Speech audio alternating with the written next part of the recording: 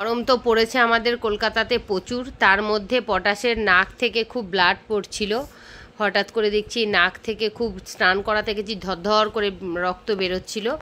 তো রক্তটা কেন বেরোচ্ছে আমি দেখি পটাশ, এই যে এই দুটো নাক দিয়ে পুরো গড়গড় করে একদম কাঁচা রক্ত বেরোচ্ছিল। তারপর এই যে দেখো দাঁতটাও পড়ে গেছে, দেখাও মা, দাঁতটাও পড়ে গেছে। কালকে আমি দাঁতটা তুলে দিয়েছি।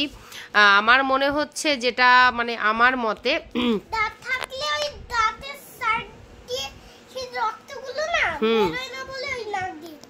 ও দাঁত তুলেছি, দাঁতের রক্তগুলো বেরোয় না, সেটা নাক দিয়ে বেরোচ্ছে। এই দেখো ফগলু বাবা।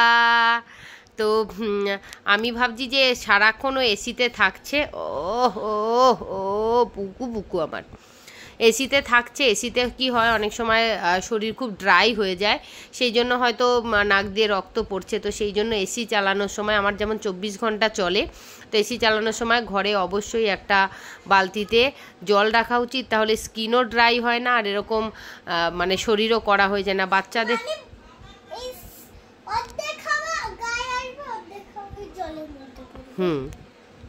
আর এখন বেরোচ্ছে আর নাকে রক্ত? ঠিক আছে।